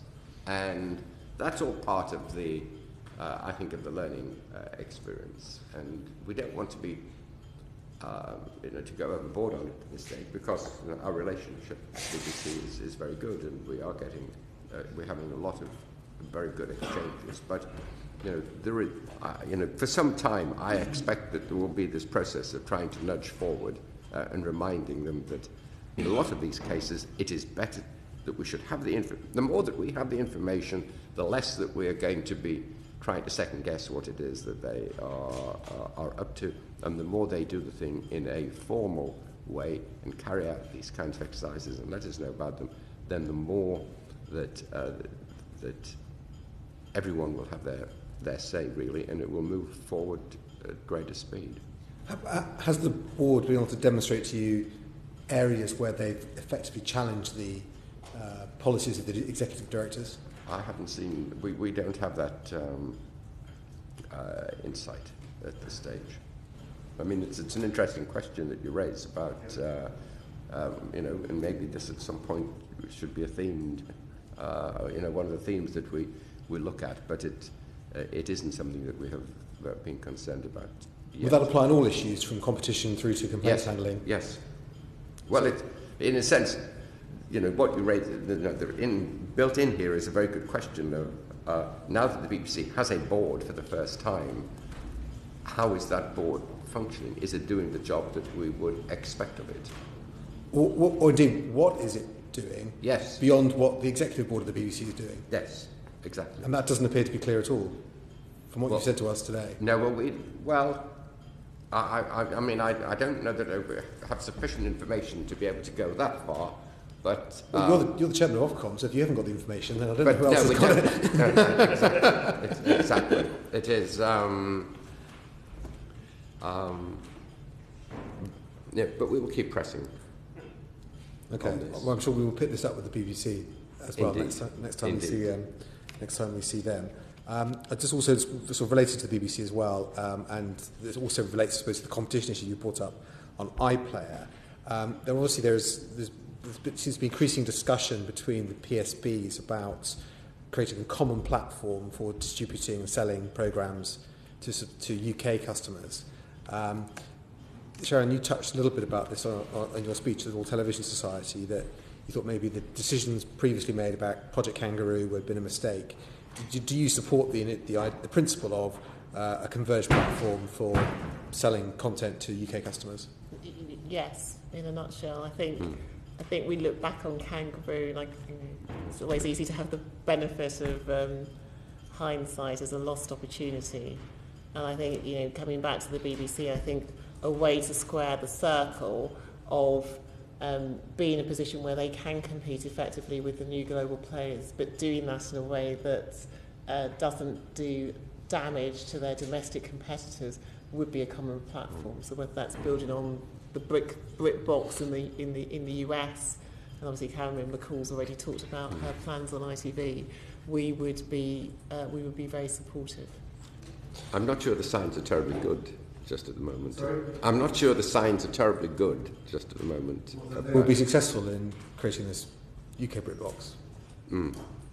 Well, I'm just looking at various comments I see from some of the other broadcasters that suggests to me that they are having difficulty in moving this idea forward. Yes, I suppose there's problems that some programmes will have advertising and some won't. Yes. And the BBC tends, of course, as we know, to think, well, it's fine if you want to join our game, then we'll be very happy to let you join our game. Yeah, but is that something? I mean, you might take a view on if the BBC's view is, well, you can all join iPlayer on our terms and conditions, rather than just create something bespoke. Is that something Ofcom will take a view on? We'll not take a view on that as to whether that was a reasonable position. Well, we will. I mean, we will try to. If we see that there are obstacles arising, we think that the BBC is being unreasonable in this, then of course we will try to smooth those discussions. Yes, and actually in the next few days, because the BBC is obviously developing iPlayer currently, and in the next few days, I mean, it's an area that we're planning to say something, because distribution is probably the biggest issue for the BBC in this charter period. Looking at your most recent, Ofcom's most recent studies on sort of TV consumption, obviously there's a rapidly accelerating trend to people watching television on internet-enabled devices. When do you think we reach a tipping point, or maybe we're already there, where the distinction between linear TV and TV on demand is not really one that can be satisfactorily drawn? You see, I think we're there. When I first joined Ofcom, it was a few months before we did our last public service broadcast review, and there was a lot of debate at the time about tipping points and looking into crystal balls and so on. I think now, if you look at the viewing, particularly for younger people, we're there already, and so I think it's less a debate about when this is going to happen, and more a discussion about how there's then adaptability and success to a world that's already here today. Do you think then, I mean, I suppose this goes back to some of the things we spoke about earlier in terms of advertising, but that either there's a new form of licensing regime for the most popular channels that are internet-based on demand. Do you think that's a route that we will need to go down, or we need to start considering? It does come back to the earlier conversation, which is if we're all watching content on everything, on the TV in the front room, on an iPad, catch-up laptops, what is does there then need to be a single regime that's level across what's the same content but watched in different ways? And I think we would argue there should be. Whether that captures, whether and how that captures advertisers, obviously part of the conversation. But at the moment, it can't be right that the same content is subject to completely different standards depending on when and how any of us watches the content. Particularly when the most vulnerable audiences are in the most unregulated space. In the unregulated space. And I think, Lord Burns, you may be sort of hinting at this earlier on. We spoke about advertising, that it's not just advertising. But I mean, are you concerned, say, about the way things like product placement rules apply to YouTube channels and things like that, in a way that seem to be much more liberal than they would be on a regulated television channel? Indeed, and the whole of that advertising market is a very competitive one, and of course, for the commercial public service broadcasters, their advertising revenue is key to their success. It feeds into the programs that they're able to make, which then in turn provides the base for future advertising income. And I think it is going to be, as this moves forward, it's going to be very important that we manage to maintain some kind of level playing field between people as far as advertising is concerned. And there is a different set of issues, of course, where there are some people who are worried that advertising, particularly on the internet, has become dominated by too few platforms, and that this in turn is going to create complications, particularly for the people who want to use the online method. But this is an issue I don't think is going to go away, and particularly if you look at the remit that we have to maintain a prosperous or a successful public service broadcasting operation, being able to have to avoid having a very distorted advertising market, I think is every likelihood to become an important issue. The final question from me: Do you think, unless we move to a common regime, do you think the PSB model as we know it today will break up? Well, I think it's still, it has a lot of strengths, the PSB model, partly because of its history, partly because of the focus that it has upon UK content. People like to watch UK content, but in the end, you only get good and high quality content if you can fund it. And it's an expensive business, and indeed some are arguing that it's become a more expensive business because the other organisations are bidding up the price of the talent,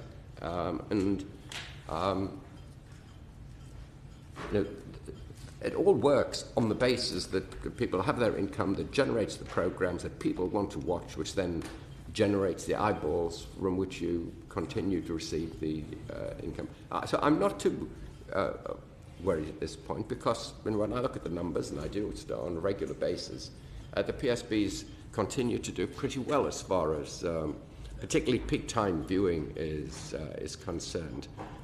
But I don't think we should ever lose focus that this is a process, and this is an issue that can easily become unbalanced. I suppose what I was thinking of as well was that whether some PSBs, the ones that aren't publicly owned, would say, well, if there's not a common regime and more people are in the unregulated space, why don't I just give my licence back and just make the stuff I want to make? No, and then, of course, with that will go their news coverage and many of the things that we actually value very highly. Yeah. Ian Lucas. Do you think that we need a legislative approach to retaining public sector broadcasting on streaming sticks, set-top boxes, to protect them in this new environment? So prominence. Yes. Yeah, so we're very supportive of. It's obviously up to Parliament, but I think if we believe in a healthy public service broadcasting, I think it is really important that prominence that's guaranteed on linear TV extends online.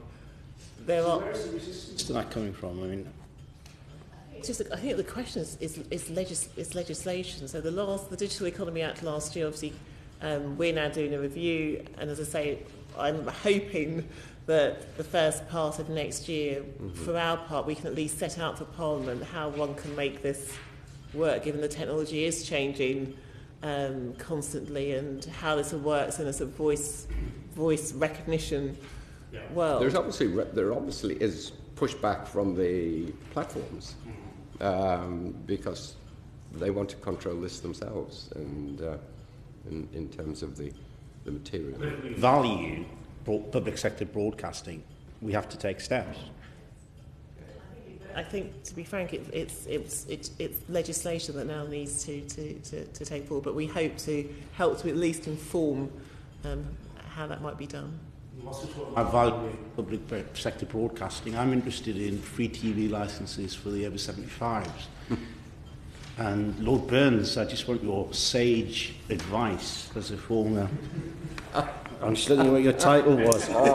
Independent Advisor to the Secretary of State on BBC Charter Review. That went 2004 to 2006, I believe. It was a long time ago. Yes. But that means that you've had even more time to reflect and develop your wisdom.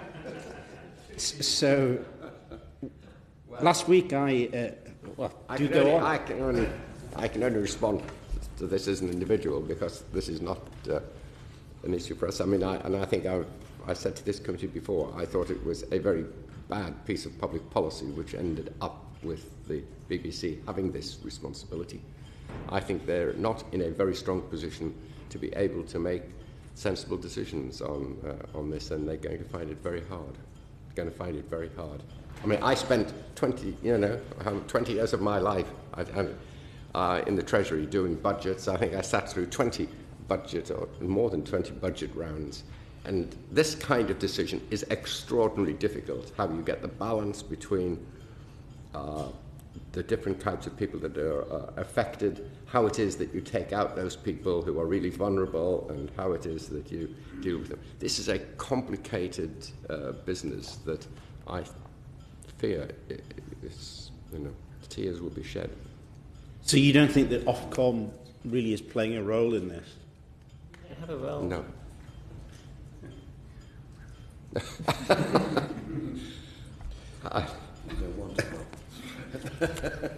Let's see if we can do something about that. But anyway, thank you very much. Okay, Brendan O'Hara. Thank you, Chair. Just before my major question, in the last hour, Channel 4 has announced that Leeds is going to be their national UK HQ, and that Bristol and Glasgow will be their creative hubs. And just to put on record my congratulations to Stuart Cosgrove and his team, and leader of Glasgow Council, Susan Aitken. And as the first I mentioned it would be, and I did think it might be you, Brendan. A grizzled veteran that I am of Glasgow's television scene, I'm sure Channel 4 will not be disappointed in their choice. I'm absolutely delighted for them. But something completely different, and that would be the further options in improving mobile coverage report that you published last month. Good segue. That was an excellent segue, thank you. You say that, there's work being done, but it's still not good enough. I absolutely agree with you. There are 7% of the UK landmass is still not able to receive voice or data service, and as MP for Argyll and Bute, I could probably take you to most of them. So I know how difficult a situation this is for people who don't get it. I was very interested about your suggestions on public subsidy, on rural wholesale access, and this idea of infrastructure sharing between the companies. So what indications have you had from both government and the providers, the industry itself, that they are reacting favourably or not to what you suggested? It's interesting. I think the government and the new Secretary of State is very interested in mobile coverage. I think one of the elements we set in the paper is that, which I hope will hopefully take things forward, is that we've got some new spectrum to auction, so the airways that Pow Wireless, and it's a piece of spectrum that is particularly suited to coverage in rural areas. And so it's a complicated thing, but we're working through at the moment how we can require the mobile network operators, if you want to bid for this spectrum, is that you've got to make a commitment essentially to build masts and provide coverage in some of the more rural areas. Terry and I, in fact, we were in a meeting recently with the Secretary of State to consider talking about roaming, which obviously, again, there are complicated issues because you're piggybacking on somebody else's investment, but it's an area that we want to take forward discussions with the operators. And then the question about public subsidy, it's really, we were trying to set out in the paper, if we do what we can as a regulator, what's the gap? We think it's about 3 to 6 billion, and obviously it's for the government to decide. Obviously in Scotland there's already a procurement programme and so on, but what more they do. I mean, Terry may want to talk a bit more about the operators, because I think we're not sure that the operators have really grasped that this is a utility and it's an essential service to everybody wherever they live or happen to be travelling. And so I think the operators have probably been less responsive than we might have hoped. I mean, it has been one of the issues that I have noticed, I mean, in the last few months, that I'm not sure that the operators have really grasped the extent to which this has moved from being, a great luxury to being a necessity in life. And, I think we do need their cooperation to find solutions to these hard-to-reach areas. When we make proposals such as coverage proposals, that tends to be pushed back, coverage obligations pushed back. When we raise the issue of roaming, it's pushed back. And it's not evident, and even when the issue comes of public, other ways of extending the masts, to say that a lack of enthusiasm is probably as good as can be said about it. And at some point, we need to engage the operators much more in recognising that this is quite complicated and quite a difficult thing to deliver, and it requires everybody putting their heads together to find a way of doing it which is fair to all of the operators, as well as achieving what it is that we want to see. And it's an industry which has grown so rapidly, and it still sees it, it's very much in the sort of competition area, and there's ferocious competition between the operators. And so the natural instinct is, well, why should I want to go somewhere where there are not very many people, and which isn't going to pay for itself? And if we are to solve this, I think each, both government and Ofcom and the operators have got to be able to contribute something to finding a way through, because it is going to involve sharing. I mean, you can't, the economics of this are such that you can't reproduce this to the extent that we want for all of the operators having their own infrastructure. Is there anything you can do as Ofcom other than advise what would be best practice in your opinion? Is there anything more you can do to persuade the operators that this is in everybody's interest? Well, Sharon has mentioned, of course, we're having discussions as to whether some of this spectrum that should be sold should have some coverage obligations. But that complicates the whole thing enormously. It leads you into a path which could easily end up with difficulties, even litigation, if some of the companies thought that they were being unfairly treated in this process. And similarly is the case with roaming.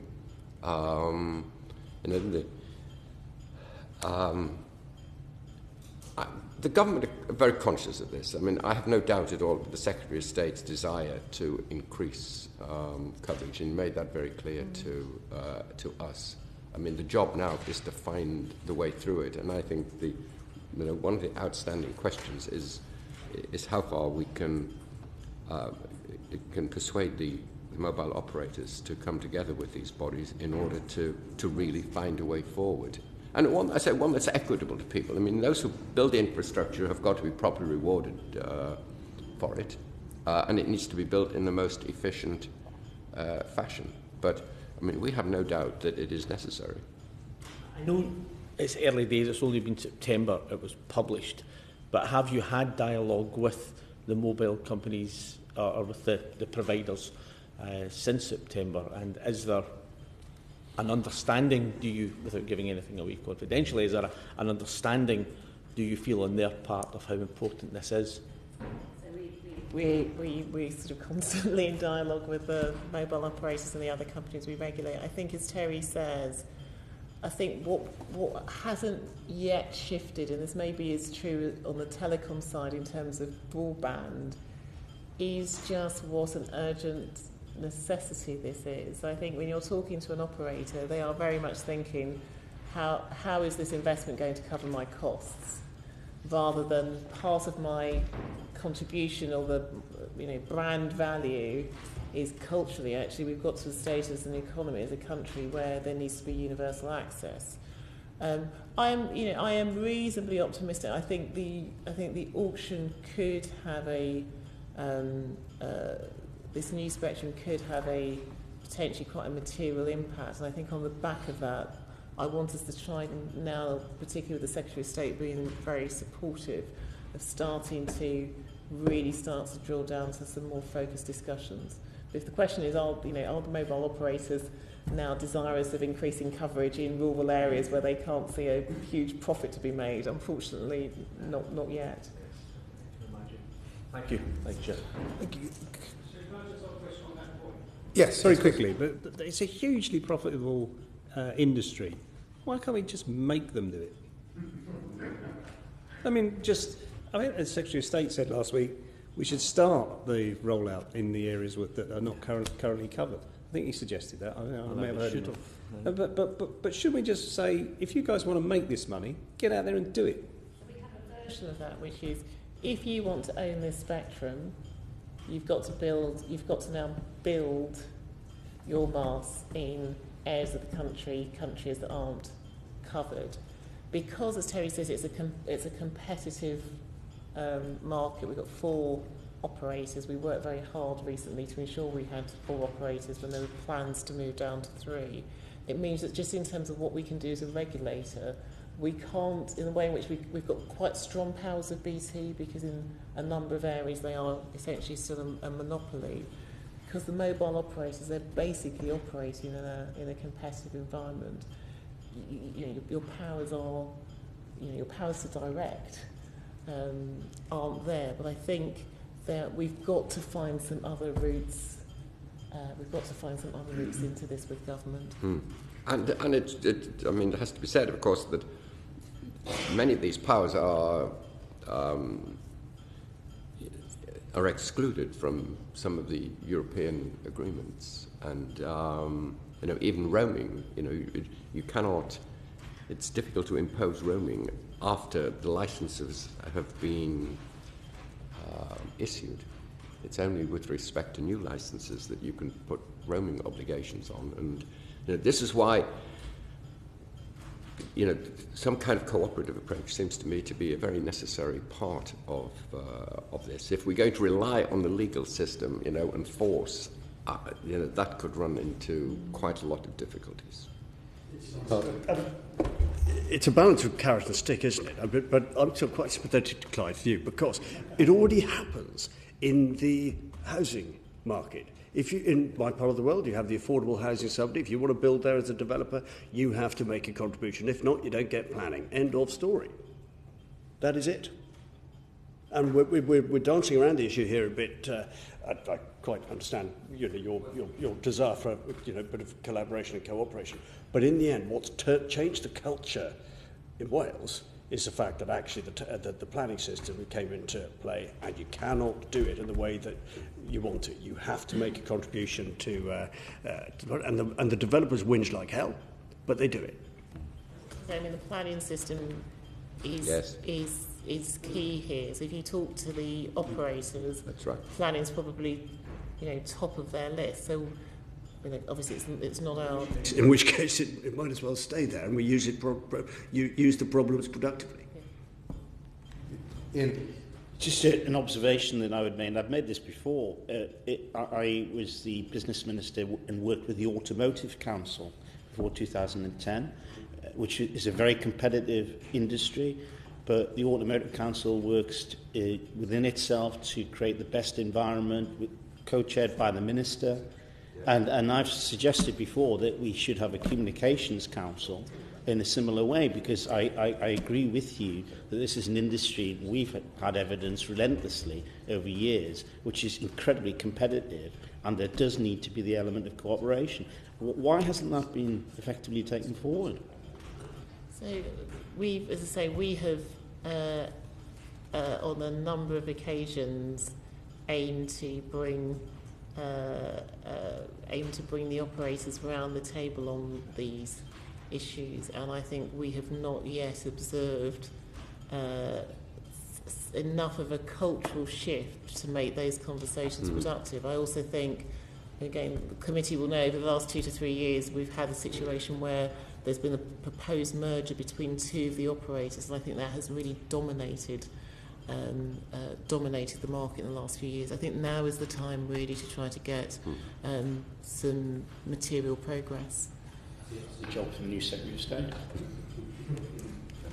Final question for me on that. In broadband, the government has introduced a universal service obligation. Should we have a universal service obligation, say, for 3G mobile? I know the government's spoken about this before, but it seems to have disappeared as an idea. Personally, I think we'd be very supportive of a safety net, standard safety net service on mobile as on fixed. Yeah. But the government will probably find that it's got quite an important role to play itself in achieving that. In what way? Well, in this question of how to build out the masts into those areas which are uncompetitive it's uncommercial to provide. Yeah. It is difficult to see a way through this without some public money in one shape or form going into that, and so they would have to take it on with the knowledge that they were going to have to play an important role in it. On that, I want to change the subject, but are you about to finish? I was about to end the session, but if you, I thought we were done. One thing I want to get off my chest, so I just want to ask this. So earlier on, you were talking about the cost of talent being forced up because other people moving in. But for the BBC, why is that an issue? I mean, because I watch these Scandinavian programmes. I don't know who the hell the actors are on it, but they're brilliant. And so why does why is the BBC, which is always a place which nurtures talent, why is it so obsessed with paying huge salaries to established actors and performers when they are a place where talent comes through historically? I'm told it's not just the payment to the actors, that it's the whole cost of production. The cost per hour of production has risen enormously since the Netflix and etc. of this world have arrived, because it just takes a long time to train all the people to be able to make television programs of that quality. Do we do enough of that? Training people? Is there enough of that going on? As you know, that just means it's a long pipeline to get to have the resources, to have the places, etc. But I have had people coming to me to explain the degree of inflation that seems to be taking place in this market. Final question from Brendan. Just very briefly, Ofcom has set a target for 8% of eligible network spend for television production. Would Ofcom, or has Ofcom ever considered a similar network spend for radio production from the nations? And if so, if not, why not? It's a good question. So on radios, it's a slightly different market because the BBC is bigger within the market, and actually the commercial players are doing very well, and they have a more distributive model, both global and Bauer. And certainly when we've done research amongst listeners as to whether there are concerns about the sort of nations or regionality, we haven't seen those. And in fact, as you probably saw at the end of last week, we're recommending more deregulation, local production, local content, but not necessarily quite as fixedly produced within the local area. So you don't think there'd be anything to be gained by replicating the television spend into radio? Or there's not the need for it that you can see? I think again, if we were to see a concern that listeners were seen as sort of London-centric radio sector, and I think you look at particularly the Bauer model, which is essentially about amalgamating and buying local radio stations with a local content. We haven't seen the necessity, but these are issues that we always keep under review. Great, thank you. Thanks, Chair. That's great. I think we've completed our session now. Sharon White, Lord Burns, thank you very much. It's been a really interesting evidence session. Thank you. Thank you very much.